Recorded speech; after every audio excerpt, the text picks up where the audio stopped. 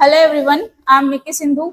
आज मैं फिर से आप सबके साथ जुड़ रही हूँ। आज हम फिर से एंशियंट इंडिया का, प्राचीन भारत का अगला चैप्टर पढ़ेंगे, इंडस वैली सिविलाइजेशन, जिसको हम हिंदी में सिंधु घाटी की सभ्यता के नाम से जानते हैं।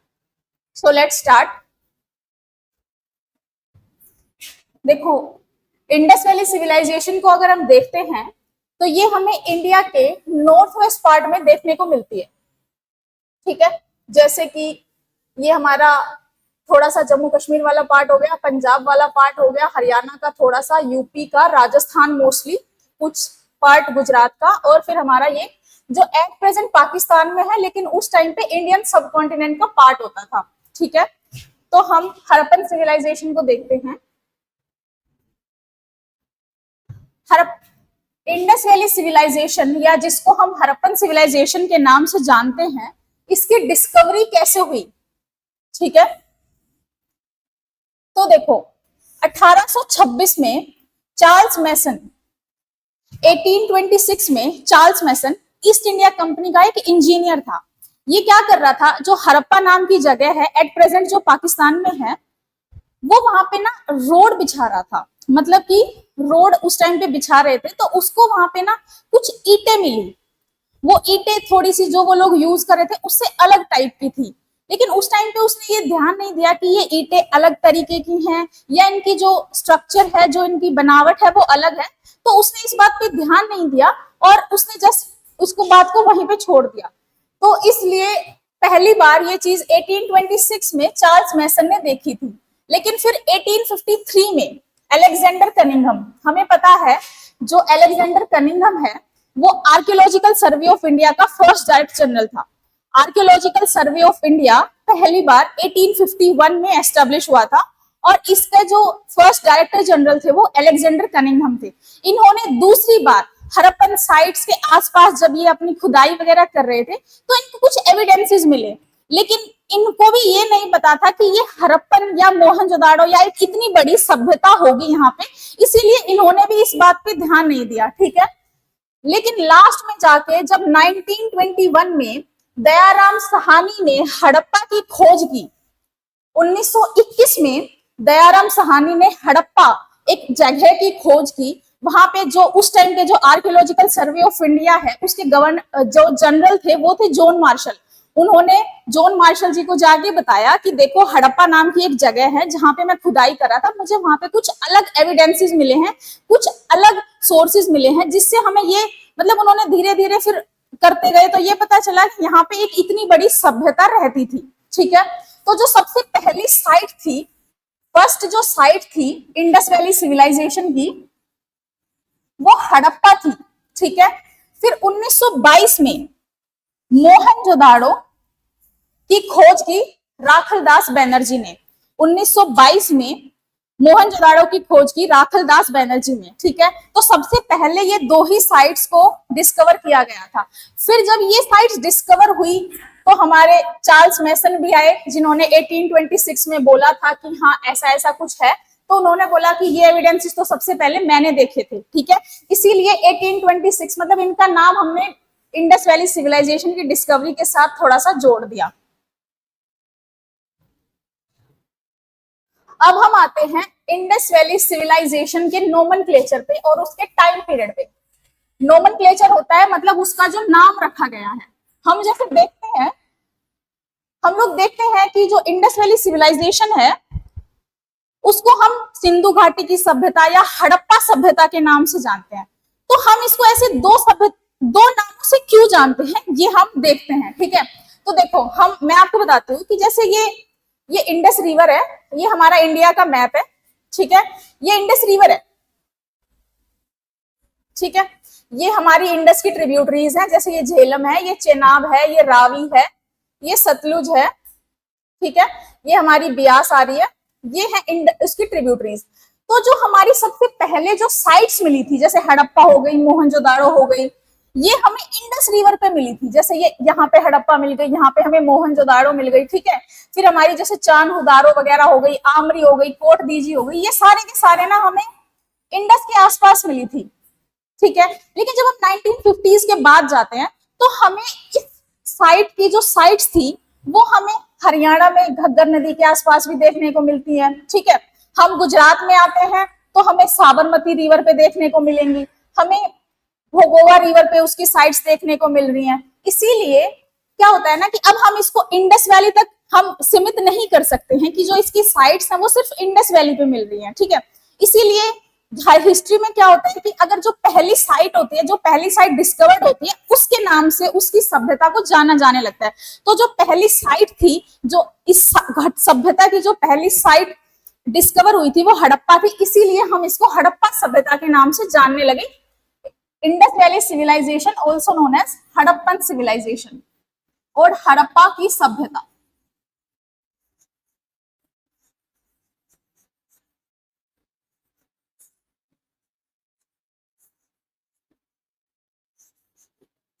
तो देखो, इसका जो हम टाइम पीरियड देखेंगे,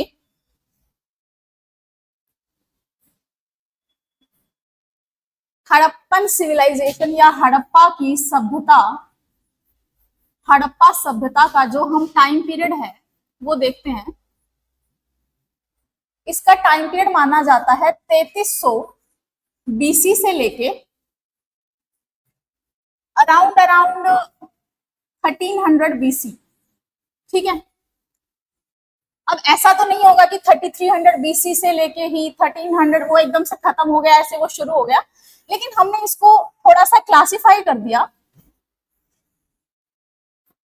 अर्ली में, अर्ली हड़प्पन सिविलाइजेशन, मैच्योर और लेटर। ठीक है, तो जो अर्ली हड़प्पन सिविलाइजेशन थी उसमें क्या था, उसमें इस अर्बनाइजेशन की शुरुआत हो रही थी, बिगिनिंग हो रही थी। मतलब कोई भी चीज थी वो एट इट्स पीक नहीं थी, वो शुरुआत हो रही थी। लेकिन मैच्योर फेज में जब हम आते हैं, देखो मैच्योर फेज का जो टाइम पीरियड हमारा है वो है 2500 से लेके 1750 बीसी। ठीक है, 2500 से लेके 1750 बीसी। इस टाइम पीरियड में, इस फेज में हमें जो हड़प्पा सभ्यता की जो मेजर फीचर्स थी वो सारी की सारी डेवलप्ड फॉर्म में मिलती है, मतलब अच्छे से उनका विकास हो चुका होता है, अच्छे से विकसित हो चुका है सारी की सारी उसकी साइट्स।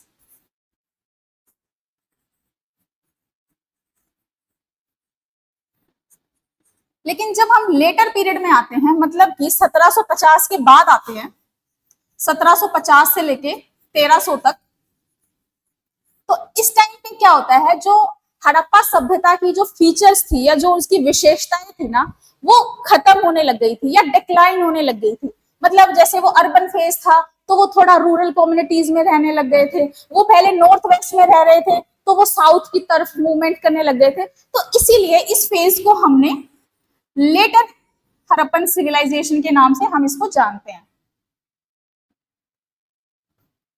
ठीक है, तो ये हो गया इंडस वैली सिविलाइजेशन का टाइम पीरियड और इसका नोमेनक्लेचर। अब हम उसकी फीचर्स को देखेंगे। देखो, अब जो इंडस वैली सिविलाइजेशन है या सिंधु घाटी की सभ्यता है, इसका ज्योग्राफिकल स्प्रेड देखते हैं। ज्योग्राफिकल स्प्रेड क्या होता है? ज्योग्राफिकल स्प्रेड होता है कि वो कितने एरिया में फैली हुई थी। ठीक है, तो इसका ये हमारे मांडा जम्मू कश्मीर, ये सबसे नदन मोस्ट साइट थी, मतलब सबसे उत्तरी साइट।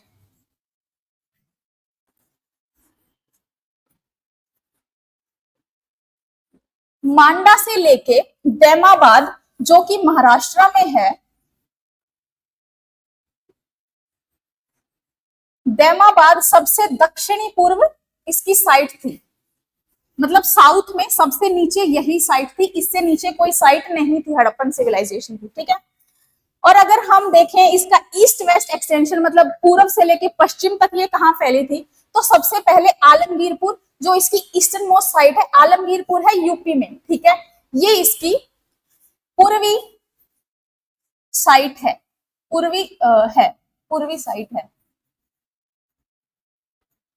और फिर हम देखेंगे सुत कागंदोर, जो इसकी सबसे पश्चिमी वाली साइट है। सुत कागंदोर जो है वो सिंध रीजन में है, मतलब एट प्रेजेंट सुत कागंदोर पाकिस्तान में है, लेकिन उस टाइम पे वो इंडियन सब कॉन्टिनेंट का ही पार्ट होती थी। ठीक है, तो ये वेस्टर्न मोस्ट साइट है।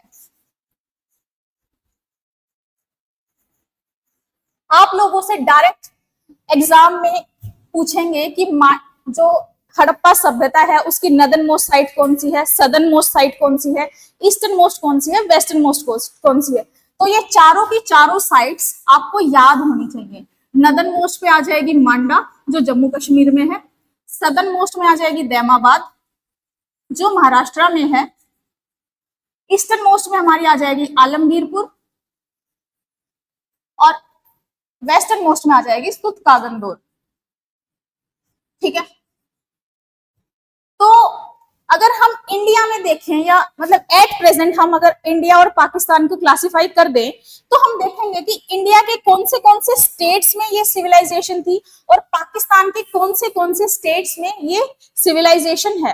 तो इंडिया के पंजाब में, हरियाणा में, वेस्ट यूपी में और राजस्थान में, ये चार स्टेट्स हमें मेजोरिटी जो मतलब हम कह सकते हैं कि 70 to 80% जो साइट्स हैं वो इन चार स्टेट्स में देखने को मिलती हैं। सिमिलरली पाकिस्तान में, पंजाब में, मतलब पाकिस्तान वाला पंजाब जो है, सिंध और बलूचिस्तान, इन तीन जगह पे हमें हड़प्पा सभ्यता की जो साइट्स थी वो देखने को मिलती हैं। ठीक है, अगर हम हड़प्पा सभ्यता का एरिया देखें तो वो था 1,29,666 किलोमीटर स्क्वायर।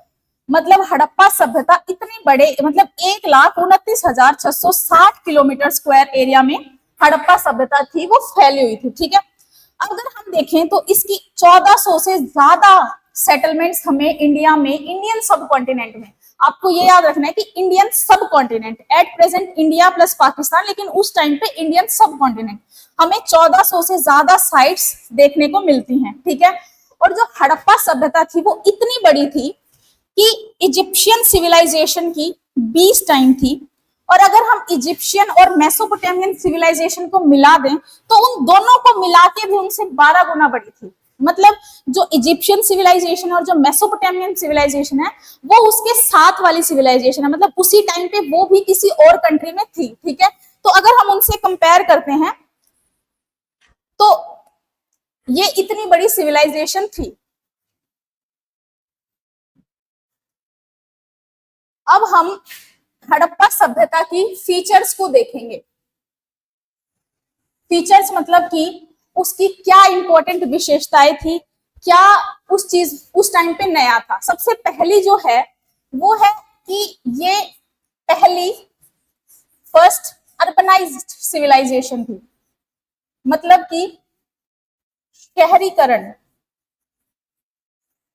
पूरे विश्व में पहली बार अगर कहीं पे शहरीकरण हुआ था तो वो हड़प्पा सभ्यता में हुआ था। ठीक है, लेकिन इसका जो मेन फीचर था वो था ग्रिड सिस्टम। ग्रिड सिस्टम क्या होता है कि जो इसके रोड्स थे ना वो 90 डिग्री पे कट करते थे एक दूसरे को। देखो ये थोड़ी हेजी सी पिक्चर है लेकिन इंटरनेट पे ऐसी अवेलेबल है कि ये देखो, ये इसका एक रोड है, ये दूसरी गली आ रही है, तो देखो ये इसको 90 डिग्री पे कट कर रहा है।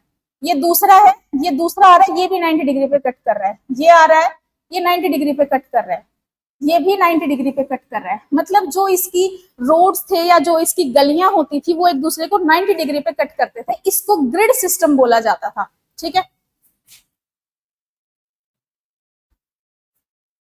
देखो इसका पहला फीचर जो हमने देखा वो क्या था कि ये ग्रिड सिस्टम था। मतलब जो इसके रोड्स थे, जो इसकी गलियां थी वो इतनी वेल मैनेज थी कि वो एक दूसरे को 90 डिग्री के कोण पे काटती थी। ठीक है, तो जो इसकी दूसरी फीचर वो मैंने आपको पहले ही बता दी कि ये एक अर्बन नेचर था। मतलब कि अर्बनाइजेशन पहली बार इंडिया में ही हुआ था, शहरीकरण जो था वो पहली बार भारत में हुआ था। शहरीकरण का मतलब क्या है, आज हम शहरों में क्या देखते हैं कि हमें ड्रेनेज सिस्टम मिलता है, मतलब सीवर देखने को मिलते हैं, प्रॉपर रोड्स देखने को मिलते हैं। ठीक है, तो ये अर्बन फीचर्स होते हैं। इट मींस आज से 2500 साल पहले हमें शहरीकरण देखने को मिला पूरे विश्व में, वो भी पहली बार भारत में। ठीक है, तो देखो अब जो इसकी अर्बन नेचर था वो इसका मतलब क्या है कि ये जो है वो इंडिजिनस नेचर है। देखो इस पॉइंट को मैं थोड़ा एक्सप्लेन कर देती हूँ। इसका क्या है कि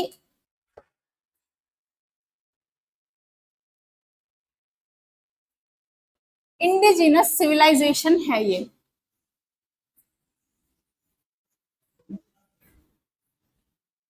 देखो इंडिजिनस का मतलब क्या होता है कि जो हड़प्पा सभ्यता थी वो किसी बाहर के लोगों ने आके भारत में नहीं बसाई थी, जो भारत के ही लोग थे उन्होंने ही इस सभ्यता को इवॉल्व किया था। देखो मैंने कल आपको पाषाण काल पढ़ाया था, उस टाइम पे मैंने आपको नव पाषाण काल में एक मेहरगढ़ नाम की जगह बताई थी, ठीक है।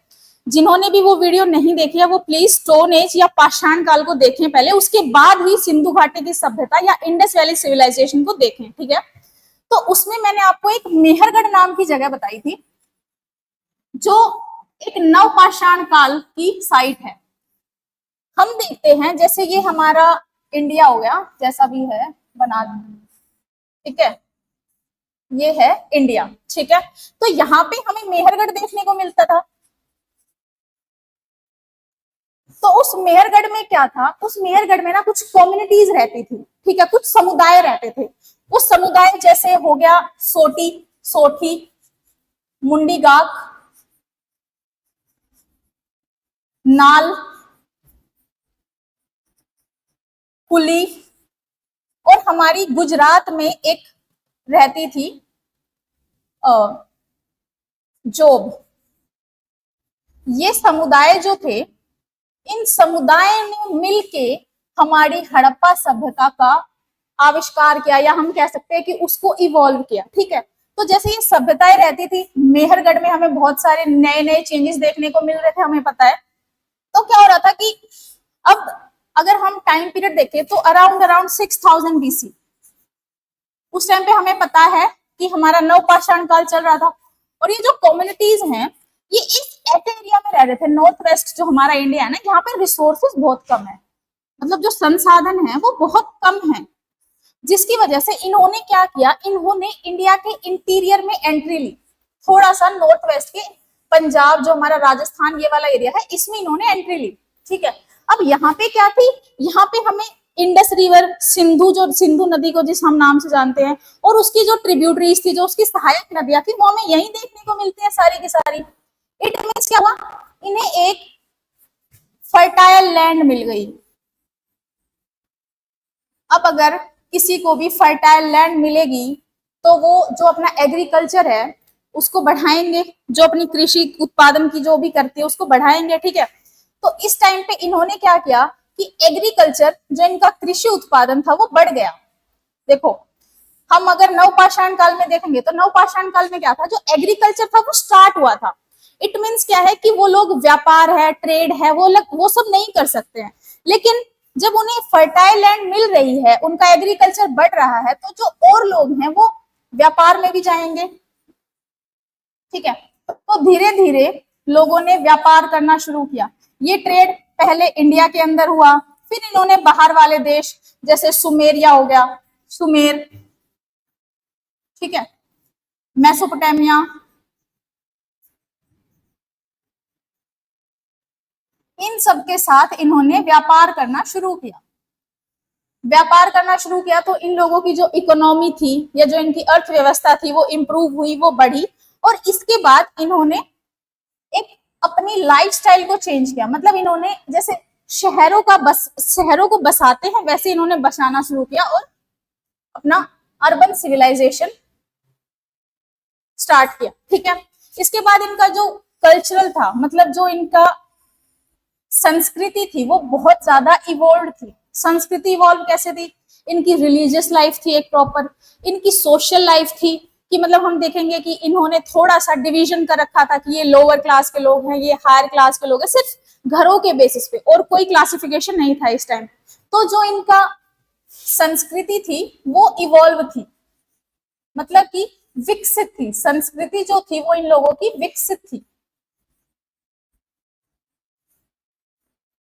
अब हम देखते हैं कि ये लोग कॉस्मोपॉलिटन इन नेचर। देखो कॉस्मोपॉलिटन क्या होता है, कॉस्मोपॉलिटन का मतलब ये होता है कि ये लोग ना अपनी जो इनकी साथ वाली सभ्यताएं थी उनसे चीजें सीखते रहते थे। मतलब कि जैसे सुमेरियन हो गया, मेसोपोटामियन हो गया, इजिप्शियन सिविलाइजेशन हो गया, इन सब से ये लोग नई नई चीजें सीखते रहते थे, कॉस्मोपॉलिटन बोला जाता है उसको, ठीक है।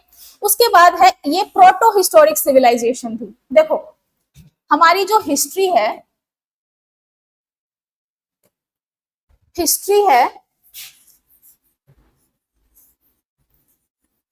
वो तीन पार्ट्स में डिवाइडेड है। मैं एंशियंट, मेडिवल और मॉडर्न की बात नहीं कर रही हूं। एक है हमारा प्री हिस्ट्री, एक है हमारा प्रोटो हिस्ट्री, और एक है हमारा हिस्ट्री, जिसको हम इतिहास बोलते हैं। इसको प्राग ऐतिहासिक बोलते हैं।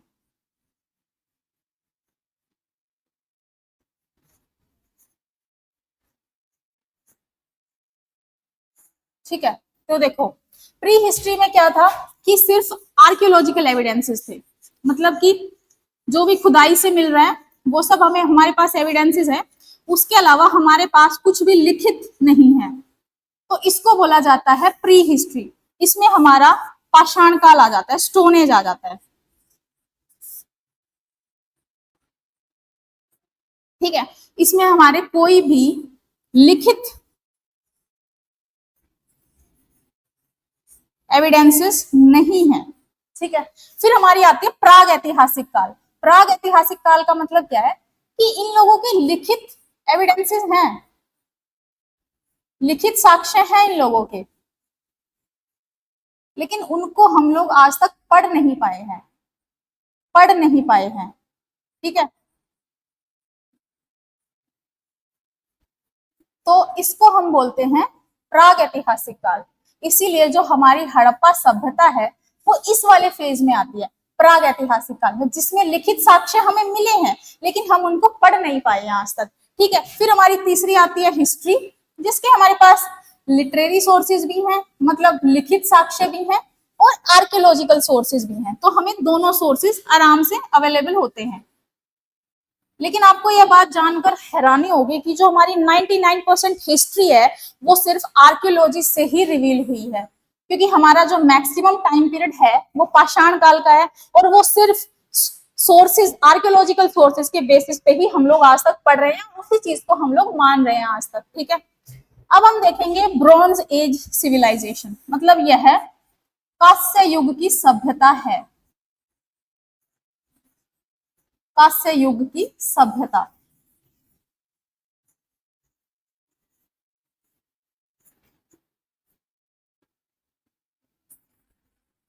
देखो 3500 बीसी में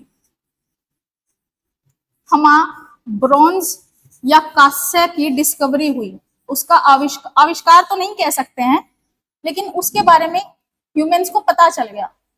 ठीक है, कांस्य के बारे में 3500 बीसी में आके ह्यूमंस को पता चल गया।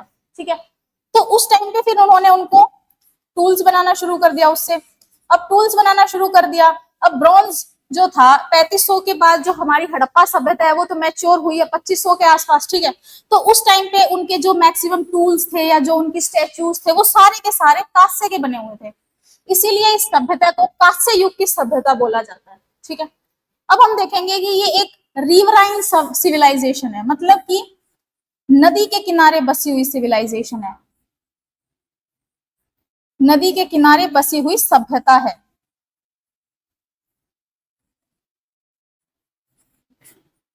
देखो हम इसकी जितनी भी साइट्स देखेंगे, जितनी भी इसकी सेटलमेंट्स देखेंगे ना, वो सारी की सारी हमें नदी पे ही देखने को मिलेंगी, चाहे वो इंडस हो, सिंधु नदी हो, या उसकी सहायक नदियां हो, घग्गर नदी हो, हिंडन रिवर हो, भोगोवा रिवर हो, जितनी भी नदियां हैं वो सारी, हमारी जितनी भी साइट्स हैं वो सारी की सारी हमें नदियों पे देखने को मिलेंगी।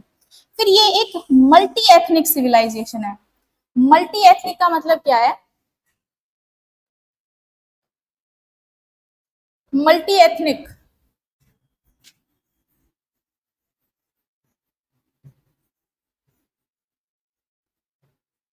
मल्टी एथनिक देखो मल्टी एथनिक का मतलब ये होता है कि इस टाइम पीरियड में हमें इंडिया में मंगोलॉइड्स, सेंट्रल एशियन के लोग, अफ्रीकन्स, मेसोपोटामिया से आए हुए लोग, हमें इन सभी प्रजातियों के लोग हमें इंडिया में देखने को मिलते हैं। इसीलिए इस सिविलाइजेशन को मल्टी एथनिक बोला जाता है, मतलब इसमें किसी एक कम्युनिटी के लोग नहीं है, बहुत सारी कम्युनिटीज के लोग साथ में रहते हैं। एक ये सेक्युलर है, मतलब कि धर्मनिरपेक्ष। हमें हड़प्पा सभ्यता में कहीं भी ये देखने को नहीं मिलता है कि किसी भी इंसान के ऊपर उसको जबरदस्ती से ये बोला गया हो कि आप ये धर्म फॉलो करो या कुछ ऐसा करो। जो धर्म था वो एक बहुत ही प्राइवेट प्राइवेट काम माना जाता था, जिसको जैसे भी फॉलो करना है वो उसको वैसे फॉलो करता था। ठीक है, तो ये हो गया हमारा अर्बन सिविलाइजेशन कैसे थी। अब हम देखते हैं, देखो हड़प्पा सभ्यता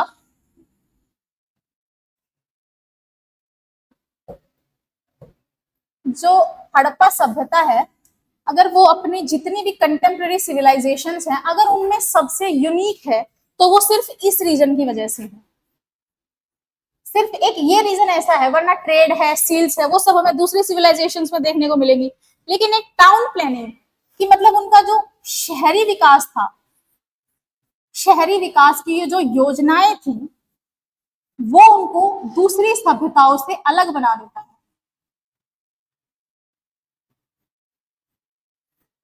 ठीक है, इस एक फीचर ने, इस एक विशेषता ने उसको सबसे अलग बना दिया। चाहे वो इजिप्ट की सिविलाइजेशन हो, चाहे वो मेसोपोटामिया की सिविलाइजेशन हो, इन सब से उसको अलग बना दिया। ठीक है, तो अब हम उसके कुछ फीचर्स देखते हैं। Planned layout of cities. देखो प्लान्ड लेआउट ऑफ सिटीज मैं पहले ही बता चुकी हूँ आपको, ग्रिड सिस्टम, मतलब 90 डिग्री के कोण पे वो जितने भी रोड्स हैं, जितनी भी उनकी गलियां हैं, वो एक दूसरे को काटती हैं। इसको बोला जाता है प्लान्ड लेआउट ऑफ सिटीज। मतलब ऐसे नहीं है कि ये एक एरिया है, कहीं घर यहाँ बन रहा है, कहीं यहाँ बन रहा है, कहीं यहाँ बन रहा है, ऐसे हैप्पैजार्ड, मतलब कहीं पे भी हमें घर देखने को नहीं मिलते। एक प्रॉपर प्लान्ड लेआउट था उनका। ठीक है,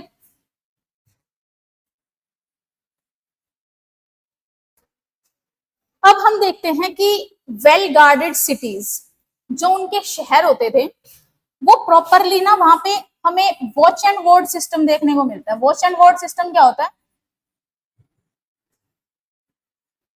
जैसे हम आज के टाइम में अपनी सोसाइटीज को देखते हैं, सोसाइटी का मतलब समाज नहीं है, सोसाइटी का मतलब है जैसे शहरों में सोसाइटी होती है, उसमें हम देखते हैं कि बाहर एक गार्ड बैठा होता है, वो जो भी वहां पे एंट्री करता है, एग्जिट करता है, उसके एक रजिस्टर में एंट्री करता है। तो हमें सेम टाइप का सिस्टम हड़प्पा की सभ्यता में देखने को मिलता है। इसका मतलब कि ये देखो वो कितने ज्यादा डेवलप हैं आज से 2500 साल पहले। ठीक है,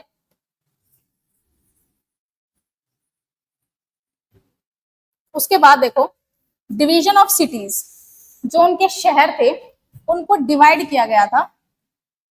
कैसे? दो पार्ट्स में।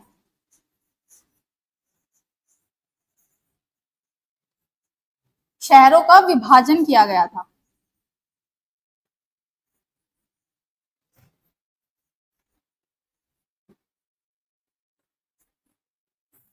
अपर टाउन, ऊपरी शहर,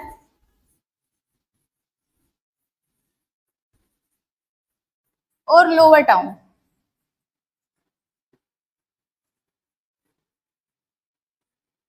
निचला शहर।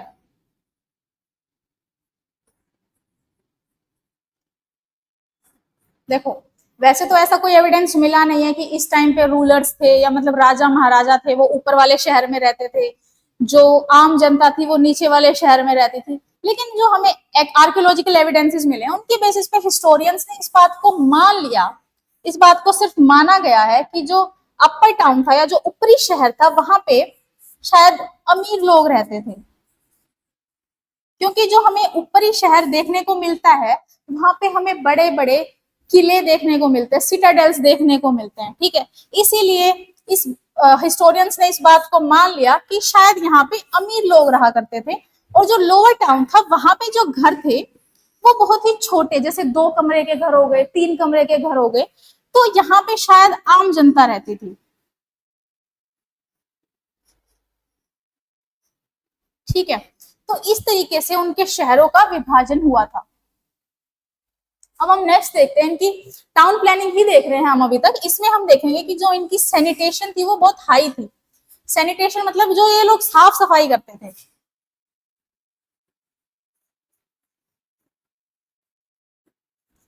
मतलब इनके हमें प्रॉपर नालियां देखने को मिलती हैं, ठीक है। इनके जो शहर थे उनमें हमें प्रॉपर नालियां देखने को मिलती हैं। इनका जो ड्रेनेज सिस्टम था वो बहुत ही अच्छा था, मतलब कि जैसे मान लो ये एक गली है, नेक्स्ट स्लाइड में समझा देती हूँ मैं आपको।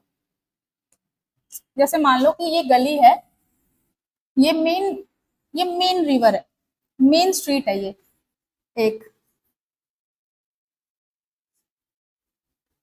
या मेन रोड है। यहाँ से फिर बहुत सारी गलियां निकलेंगी, ठीक है। ये ऐसे बहुत सारी गलियां निकलेंगी। तो जो इनका जैसे मान लो यहाँ पे नालियां मिलेंगी, जो भी यहाँ से उनका ड्रेनेज था वो यहाँ पे आके एक मेन ड्रेनेज में ओपन हो रहा है।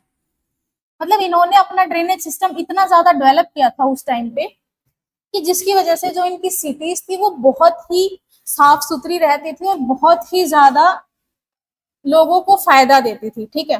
तो हमें अर्बन सेटलमेंट्स मिलती हैं 1400 से ज्यादा, और जो इनकी सस्टेनेबिलिटी थी वो बहुत ज्यादा हाई थी। सस्टेनेबिलिटी क्या होती है, जैसे हम आज के टाइम में सस्टेनेबल मैनेजमेंट पढ़ते हैं, सस्टेनेबल मैनेजमेंट हम पढ़ते हैं। सस्टेनेबल मैनेजमेंट हम किसको बोलते हैं कि हम अपने रिसोर्सेज को, जो हमारे पास आज में रिसोर्सेज हैं, हम उनको ऐसे यूज करें कि जो हमारे आने वाली जनरेशन है उनको भी वो रिसोर्सेज मिल जाएं। इसको सस्टेनेबल मैनेजमेंट बोला जाता है। तो जो हड़प्पा सभ्यता के लोग थे ना, वो इस कंसेप्ट को शायद जानते थे, इसीलिए उन्होंने वाटर हार्वेस्टिंग को डेवलप किया। मतलब कि वो पानी को बचाते थे। उन्होंने वाटर हार्वेस्टिंग की बहुत सारी टेक्निक्स को डेवलप किया था। कुओं में, फ्लड्स, वो जो तालाब वगैरह हैं, बहुत सारी जगह से उन्होंने वाटर हार्वेस्टिंग की थी, ठीक है। तो इस तरीके से हम देखते हैं कि जो हड़प्पा सभ्यता, शहरी विकास की जो उनकी योजनाएं हैं वो बहुत ही एक्स्ट्रा ऑर्डिनरी थी अपने टाइम के अकॉर्डिंग। मतलब अगर हम ये देखें कि आज से 2500 साल पहले, उसके अकॉर्डिंग तो बहुत ज्यादा एक्स्ट्रा ऑर्डिनरी थी ये, जो भी इनके टाउन प्लानिंग की फीचर्स थी वो सारी की सारी, ठीक है। देखो ये थोड़ा हेजी पिक्चर है, लेकिन ये इनका टाउन है, ठीक है। ये दिख ही नहीं रहा है, नेक्स्ट स्लाइड ही देख लेते हैं हम लोग। ये देखो, ये है इनका वेल, कुआ, ठीक है। ये है इन लोगों का कुआ, जिससे हमें ये पता चल रहा है कि ये लोग वाटर हार्वेस्टिंग करते थे,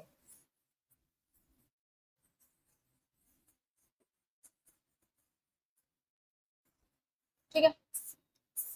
ये है इनका वेल। ये देखो, ये है इन लोगों के सिटाडेल्स। सिटाडेल मैंने आपको बताया था कि मतलब इन लोगों के जो महल कह सकते हैं, या जो इनके फोर्ट कह सकते हैं, या जो इनके किले हम कह सकते हैं, वो सिटाडेल्स होते हैं। देखो इस पिक्चर में आपको बहुत ही क्लियर दिख रहा होगा कि ये देखो, ये एक अपर टाउन है, ठीक है। मतलब ये यहाँ पे भी हमें घर देखने को मिल रहे हैं, ठीक है, लेकिन ये निचले स्तर पे बना हुआ है। और यहाँ से अगर हम ऊपर देखते हैं तो ये एक ऊपर लेवल पे बना हुआ है। इसको हम बोलते थे अपर टाउन, ऊपरी शहर, और इस वाले को हम बोलते थे लोअर टाउन, निचला शहर, ठीक है। यहाँ पे आम जनता रहती थी और मे भी यहाँ पे अमीर लोग रहते थे, ये इतिहासकारों ने माना है, मतलब इसका कोई ऐसा एविडेंस नहीं मिला है। तो ये हमें हड़प्पा सभ्यता के किले देखने को मिलते हैं। ये देखो, ये है सबसे important great bath of Mohenjodaro. मतलब कि अगर हमें हड़प्पा सभ्यता में कोई चीज सबसे ज्यादा इंपॉर्टेंट मिली है तो वो ये है, स्नान घर। सबसे बड़ा स्नान घर हमें मिला है। तो ये स्नान घर देखो ये कितना बड़ा है कि देखो यहाँ से इसकी एंट्री हो रही है, यहाँ से एंट्री हो रही है, यहाँ से एंट्री हो रही है, यहाँ पे इसमें स्टेयर्स हैं, ठीक है, इधर भी हैं, मतलब इस तरीके से हम देख रहे हैं कि इसका एरिया कितना बड़ा है। ये इतना बड़ा है कि हिस्टोरियंस ने इसको ऐसा माना कि मे बी ये रिचुअल बाथिंग के लिए यूज किया जाता था। रिचुअल बाथिंग मतलब कि धार्मिक स्नान। ये जगह लोगों के लिए इतनी पवित्र थी कि इसको धार्मिक स्नान के लिए यूज किया जाता था। तो ये मैंने ग्रेट बाथ की कुछ फीचर्स लिखी हैं, देखो। लार्जेस्ट इन मोहनजोदारो, मतलब मोहनजोदाड़ो में सबसे बड़ा है। मोहनजोदाड़ो का हड़प्पा सभ्यता में इससे बड़ा स्नान घर कहीं नहीं मिला है, ठीक है। इसके बाद यहाँ पे रिचुअल बाथिंग होती थी, मतलब कि धार्मिक स्नान होता था यहाँ पे।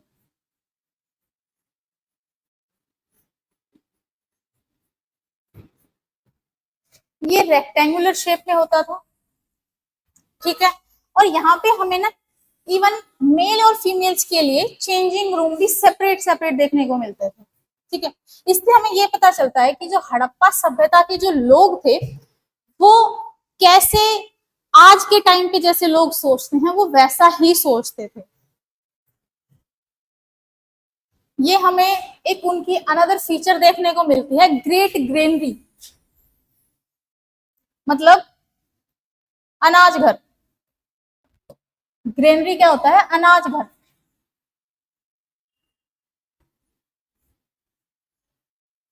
ये देखो इस पिक्चर में हमें दिख रहा है, देखो वैसे तो ये देखने में थोड़ा थोड़ा कुएं जैसा लग रहा है, लेकिन ये कुआं नहीं है, ये ग्रेनरी है उनकी, मतलब ये अंडरग्राउंड ग्रेनरी है, ठीक है।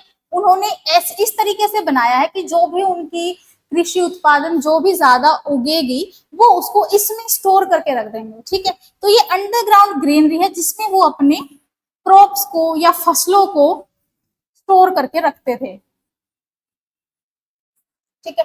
तो जो सबसे बड़ी बड़ी जो हमारी अनाज घर हमें देखने को मिलता है, वो जो सबसे बड़ा है वो मोहनजोदाड़ो में देखने को ही मिलता है। ये रेक्टेंगुलर या सर्कुलर शेप में हमें देखने को मिलता है, ठीक है। और हम देखते हैं लेकिन हमें हड़प्पा की नाम जगह पे भी हमें अनाज घर देखने को मिले हैं, ठीक है। सबसे बड़ा जो अनाज घर है वो मोहनजोदाड़ो में है, लेकिन हमें हड़प्पा या जो अदर साइड्स है वहां पे भी हमें अनाज घर देखने को मिलते हैं। तो ये देखो ये इनका ड्रेनेज सिस्टम है।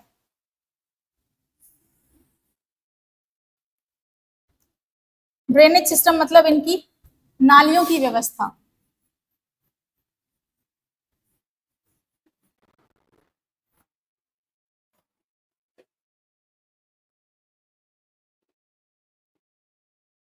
ठीक है, ये है इनकी नालियों की व्यवस्था। ये क्या होती थी? वेल प्लान्ड होती थी, मतलब सब कुछ प्रॉपरली प्लान्ड होता था।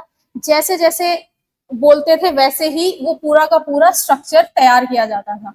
Waste water carried to fields for irrigation, मतलब जैसे देखो ये एक हड़प्पन सिविलाइजेशन की साइट है, जैसे ये देखो हमें नाली देखने को मिल रही है, ऐसे ही ये नालियां हैं छोटी छोटी।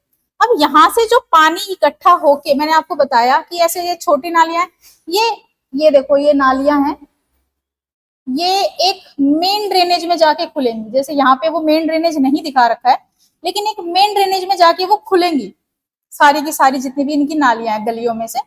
उस मेन ड्रेनेज से वो वेस्ट वाटर जो है उसको खेतों में लेके जाया जाता है सिंचाई करने के लिए, ठीक है।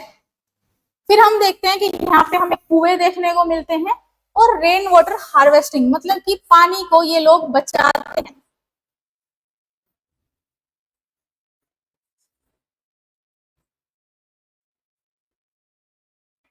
हमें सिर्फ अकेला धोलावीरा जो गुजरात में है, एट प्रेजेंट वो गुजरात में है, और वहां से हमें 16 रिजर्वायर देखने को मिलते हैं। 16 रिजर्वायर मतलब जहां पे वो लोग पानी स्टोर करके रखते थे, ठीक है। अब हम उनकी कृषि के बारे में देख लेते हैं। देखो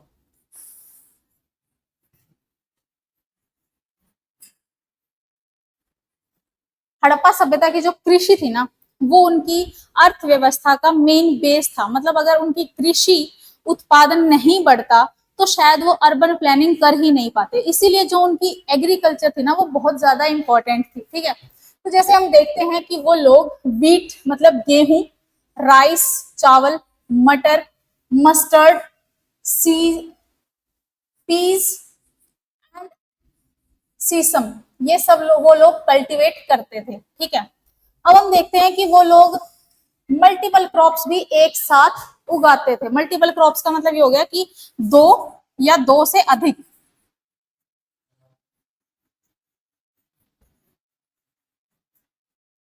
दो या दो से अधिक अनाज उगाते थे एक साथ।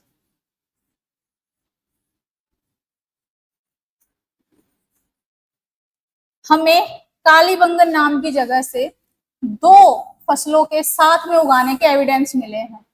कालीबंगन राजस्थान में है, यहां से हमें दो फसलों के एक साथ उगाने के साक्ष्य मिले हैं।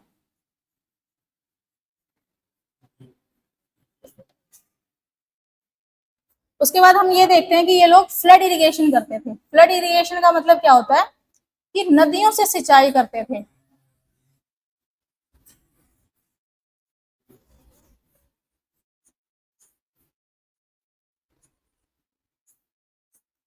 जैसे हम आज के टाइम में करते हैं कि नदियां हैं, उससे साइड में खेतों में पानी निकाल देते हैं। सिमिलरली जो हड़प्पा सभ्यता के लोग थे वो भी ऐसे ही सिंचाई करते थे अपने खेतों की। हमें पता है कि हड़प्पा की जितनी भी सेटलमेंट्स हैं वो सारी की सारी नदियों के किनारे पे थी, तो नदियों से वो पानी छोड़ देते थे खेतों में और उसी तरीके से वो अपनी खेतों की सिंचाई करते थे। ठीक है, उसके बाद हम देखते हैं कि जो उनकी कृषि थी वो सरप्लस कंडीशन में थी, मतलब कि उत्पादन अधिक था, कृषि का उत्पादन अधिक था।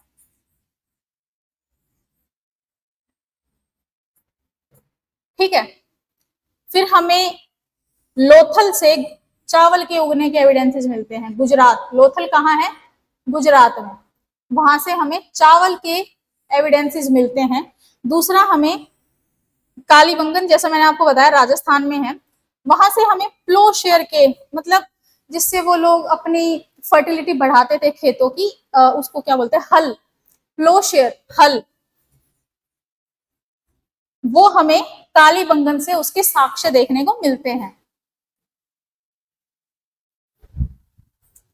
और जो हड़प्पा सभ्यता के लोग हैं वो डोमेस्टिकेशन ऑफ एनिमल्स भी करते थे, मतलब कि पशुओं को पालते थे। हमें आर्कियोलॉजिकल एविडेंसेस तो नहीं मिले, जैसे हमें नवपाषाण काल में मिले थे। मैंने आपको बताया था नवपाषाण काल में हमें बहुत सारी साइट से क्या मिला है कि इंसानों की कंकाल के साथ साथ हमें कुत्तों के कंकाल मिले हैं। इसका मतलब क्या है कि हमें ये पक्का हो गया था कि वो लोग पालतू पशुओं को पालते थे। ठीक है, लेकिन हमें हड़प्पा सभ्यता से ऐसे कोई एविडेंसेस नहीं मिले, लेकिन हमें उनकी जो सील्स थी, जो मुद्राएं थी, उन पे बहुत सारे एनिमल्स के फिगर्स देखने को मिले हैं, जिससे ये अज्यूम कर लिया, इतिहासकारों ने ये मान लिया कि ये लोग पालतू डोमेस्टिकेशन ऑफ एनिमल्स करते थे, मतलब पशुओं को पालते थे। ठीक है, जैसे कि हमें बफेलो मिल रही है, गोट मिल रही है, मतलब शीप मिल रही है, पिग्स मिल रहे हैं, ऑक्सन, बुल, इन सब के एविडेंसेस हमें सील्स से मिलते हैं। मतलब जो उनकी मुद्राएं थी उन्हीं से हमें ये सारे के सारे एविडेंसेस मिलते हैं। देखो, ये है इनका एक सील है जिसमें हमें बुल, सांड,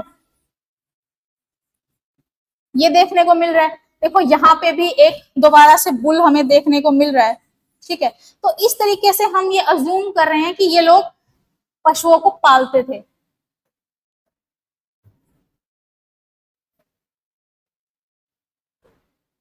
हमें हड़प्पा सभ्यता में गाय का पालन देखने को नहीं मिलता, मतलब काउ डोमेस्टिकेशन नॉट फाउंड। ठीक है, मतलब गाय नहीं पालते थे ये लोग। ठीक है, हमें हॉर्स के एविडेंसेस मिले हैं लेटर फेज में सुरकोटड़ा से। ठीक है, सुरकोटड़ा सिंध में है, वहां से हमें घोड़े के साक्ष्य मिले। वहां पे हमें उसकी एक सिंगल हड्डी मिली है जिसके बिहाफ पे ये मान लिया गया कि हड़प्पा सभ्यता के लोग शायद घोड़ों के बारे में जानते थे, लेकिन एसएससी और यूपीएससी भी इस चीज को नहीं मानती। मतलब अगर आप लोगों के पास ये क्वेश्चन आए या एक स्टेटमेंट आए कि क्या हड़प्पा सभ्यता के लोगों को घोड़ों के बारे में जानकारी थी, तो वहां पे आपको उस स्टेटमेंट को गलत करना है, क्योंकि उन अकॉर्डिंग टू एसएससी वो नहीं थी। ठीक है, अब हम देखते हैं कि उनकी सील्स पे हमें एलिफेंट्स, हाथी भी देखने को मिलते हैं।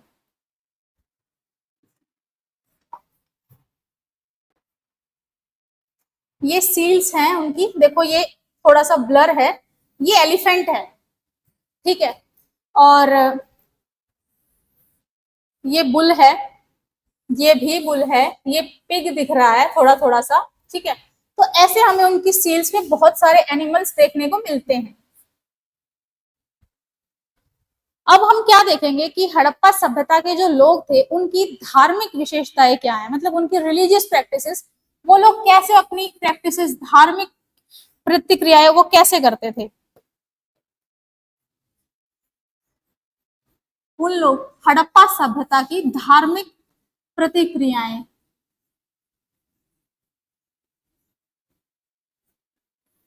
ठीक है, तो देखो सबसे पहले हम ये देखते हैं कि उनकी जो चीफ डीटी थी, चीफ डीटी मतलब मुख्य रूप से जो उनका भगवान था, मुख्य भगवान जो उनका था, वो मेल गॉडेस थी। ठीक है, मेल गॉडेस थी, मेल गॉडेस मतलब देवी। अब इससे हम एक उनकी सोशल के बारे में पता लगा सकते हैं। इस एक फीचर से हमें उनकी थोड़ी सी समाज के बारे में पता चलता है कि जो हड़प्पा सभ्यता के लोग थे वहां पे औरतों को बहुत ही ऊंचा दर्जा दिया जाता था।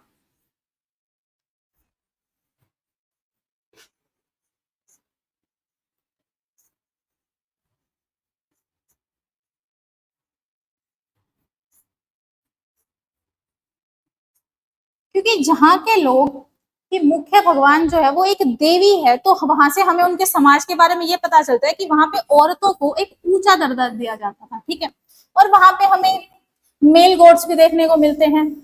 फेलेस वर्शिप भी करते थे वो लोग, जिसमें जैसे योनि हो गया, योनि वर्शिप वो लोग करते थे। ठीक है, उसके बाद वो लोग एनिमल वर्शिप भी करते थे। एनिमल वर्शिप क्यों? क्योंकि हमें उनकी जो मैक्सिमम, जो सबसे ज्यादा मुद्राएं हैं या जो उनकी सील्स हैं, उसपे हमें बुल देखने को मिलता है। इससे हिस्टोरियंस ने ये अज्यूम किया कि वो लोग बुल की पूजा करते होंगे। ठीक है, उसके बाद हम लोग देखते हैं कि वो लोग नेचर वर्शिप भी करते थे,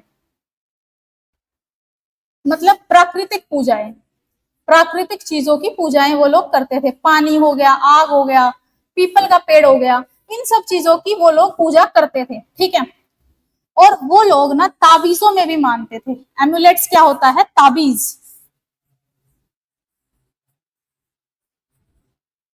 हमें हड़प्पा सभ्यता के साइट से ताबीज भी मिलते हैं। इसका मतलब ये है कि वो लोग थोड़ा सा अंधविश्वासी भी थे।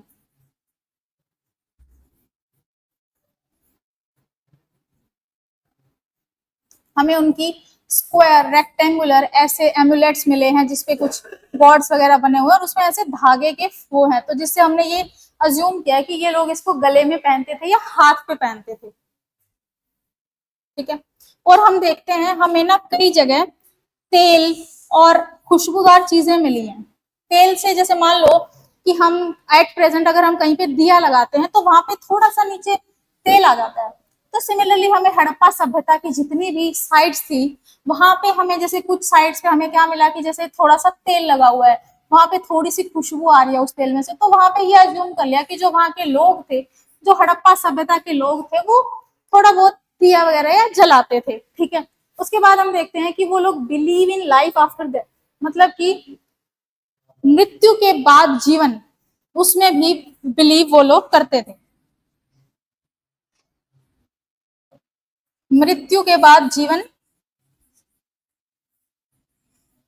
होता है,